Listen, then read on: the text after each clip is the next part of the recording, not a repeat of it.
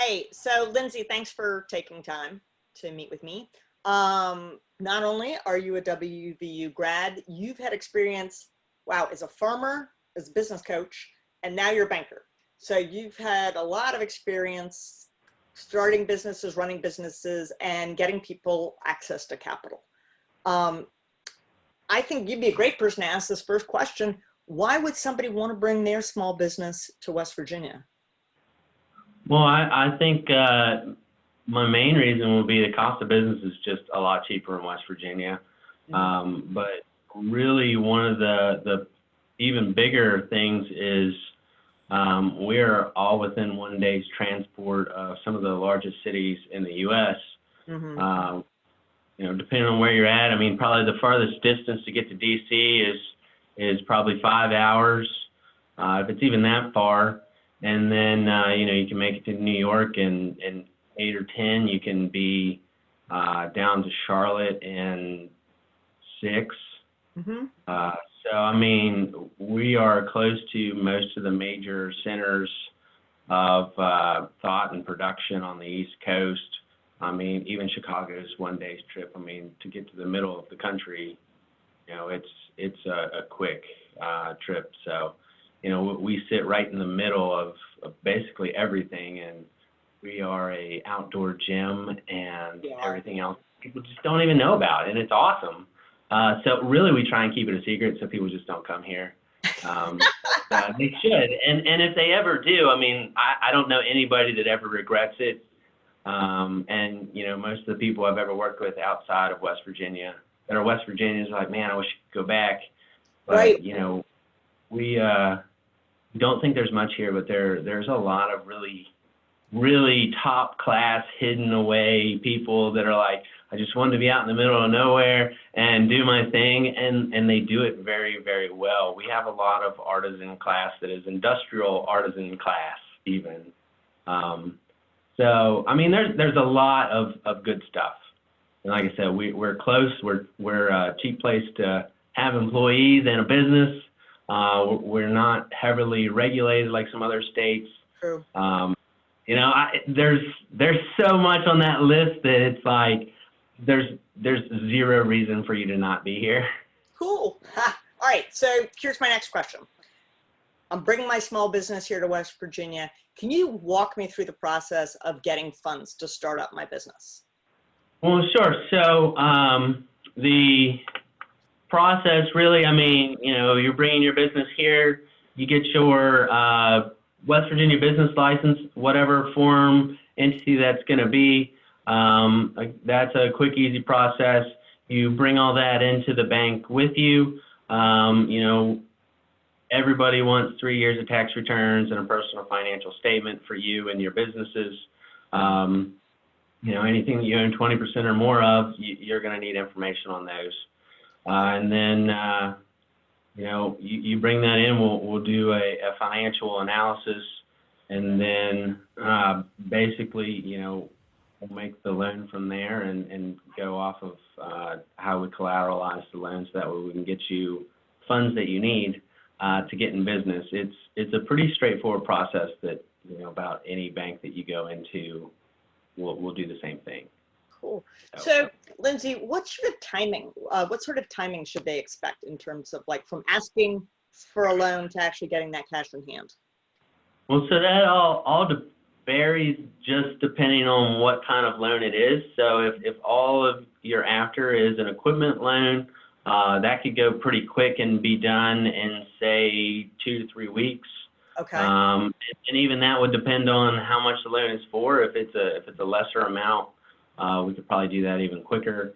If you need $1 million in equipment, if you're buying new equipment, we need a sales invoice, and we're ready to go basically once we do a financial analysis and a preview. But that generally should take about 2 weeks, and no matter what bank you go to. And then if it's real estate secured, we'll have to get an appraisal. That wholly depends on how quickly the appraisal and legal process go. But probably about 11 to 15 weeks should be your turnaround. for real estate. Equipment generally depends on how large the loan is and what kind of equipment it is. And, you know, if it's $1 million of you know, heavy equipment, we'll probably, again, like most every other bank, we'll hire that out for an appraisal process as well to verify collateral and then go. So that could take, you know, 10 weeks, we'll say. All right. So you kind of answered this, but I want to just wrap it up in one sentence. What are the key financial documents that a lender looks at? So personal tax returns would be a key document. And again, that would be 3 years. But if, you know, you're 18, 19 years old and you've never filed, well, and you've only filed 1 or 2 of your own personal tax returns, I mean, that's what we're going to use. Same thing, if you already operate a business, we're going to want to look at 3 years with that. But again, if you don't have 3 years, you know, you only have a year, we'll take that. If it is a brand new business, obviously, then we're going to be looking at projections and then your personal income to make sure that, you know, you can make it work. And while we're doing that, I mean, basically we're taking your projections. We're also going to say, are you realistic, or are you just, wow, these numbers are phenomenal. You're in a county of 4,000 people and you're going to sell, you know, $800,000 worth of stuff every month, and it's all going to be sold to locals. And you go, yeah, okay, sure, you need. So, you know, I mean, it is our responsibility to make sure that your things are, you know, at least semi make sense, or find out why they don't make sense to us, but, you know, are making sense to you. So you know, there's a communication process through that part. Got it. That would be the biggest one. That and a personal financial statement again. And if somebody doesn't know how to fill that out, most bankers would be kind enough to help you do that, or point you to someone else who can. Excellent. Yeah. So should I look at more than one lender? Absolutely. I always say that, you know, you should look to probably at least 3 banks. So each bank is going to do a credit pull on you. However, generally the way the credit process works is once they see that a loan is closed and what it was for, and, you know, 3 financial institutions pulled the same credit about the same time, they combine that back into one, so it doesn't really take a major hit on you. So it's always better to shop. I mean, you know, when I advise businesses, I tell them, if you don't like your banker, go find a new one. We're a dime a dozen. You know, I personally think I'm one of the best. But, you know, there are some excellent bankers out there, and honestly, I'm not going to jive with everybody, and not everybody, I'm not going to like everybody. You know, it's not my job to like you. It's my job to help you get money. So I want to like you, and I want you to like me, but realistically, if Grant County Bank does not satisfy your needs, I'm happy to let you know of somebody else who might be able to do that. You know, because to me, that is banking, and what banking should be is customer service to others and helping you achieve your goals, both financially and, you know, commercially. So, you know, how do I help your business grow? And maybe you outgrow the size of your current bank and you need a larger bank. You know, I should help you do all that too. So part of that is, you know, we want to serve you well enough that you want to send people to us. Cool. So I can't do that if I basically don't help you in any way, shape, or form. Got it. So here's a question, Lindsay. Sometimes I get these calls saying we can get you $10,000 today, or I'll see these ads on my computer. Should I trust them, or should I go to a real bank, or is that too good to be true? Generally, that's too good to be true. Once you actually read through it and you see that it is pending a thorough credit analysis, I got one in the mail the other day that I was approved for up to $500,000 based upon my income. And I thought, man, in what world is this? So, I mean, a lot of it is, and then you read on down, and I was like, oh, yeah, pending a thorough vetting and credit analysis of you, which basically means, yeah, go to the bank and you'll get the exact same treatment. And, most of the ones you get in the mail are, you look at the interest rate and it'll be like starting at 8% up to, 26 point whatever percent, and you're thinking, man, prime rate is 3.75 now, I think it is. And my goodness, even at 8, that's a terrible rate for most anything other than an unsecured loan. So yeah, it behooves you to go to 2 or 3 different places and say, yeah, I'm not taking that deal. Sweet. Or this is the only deal I can get, and this is what I'm gonna do, because maybe there's a reason why that's the only deal you could get. Right. So here's a question: how do I know how much money I need to start my business? I mean, I think I'm all right. I think I can start. Should I start taking out money even though I don't know how much I need, or? Well, so a lot of that really would be coming down to, you need to figure it out how much money you need. That should be part of your, really your startup process for the loan. Okay. So, it is easier to get everything at once than it is to come back and ask for it over and over again, because you're going to start making people question whether you actually know what you're doing or not.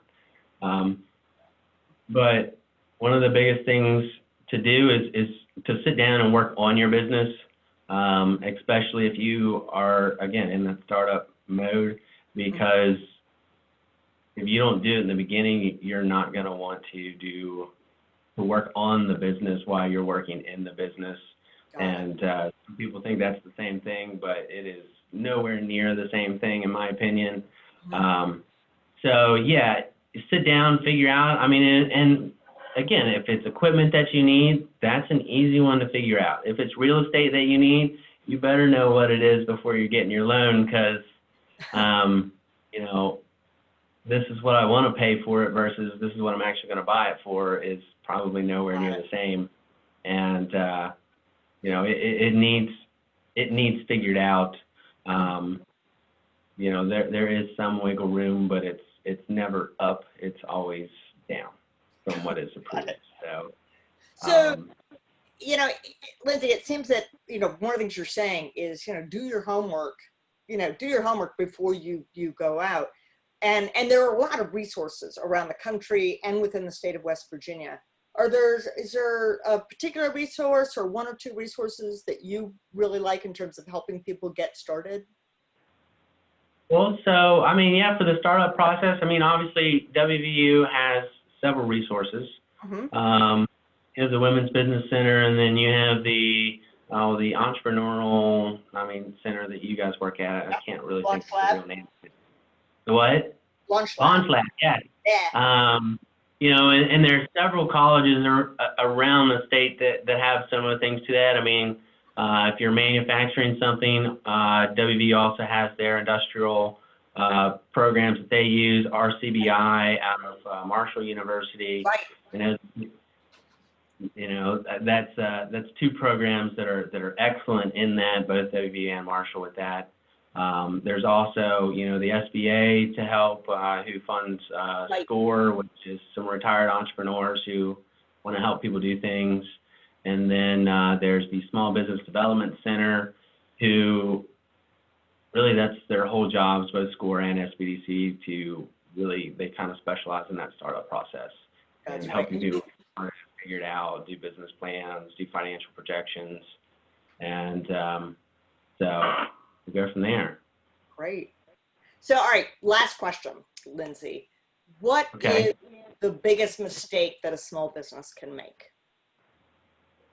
My opinion, the biggest mistake that a small business can make is that they have cash on hand, and then they actually go out and use all their cash to keep their business alive, and then come to a bank and say, boy, I need some money, because in reality, it takes cash to maintain cash. Right. You know, you can't get a loan if you don't have $1,000 or something. You don't have the origination fee. You can't get a loan. You know, that's one of the largest problems that I see. Great. With Don't wait till the last minute. right, you know, and so many businesses really do fall just because they don't have cash.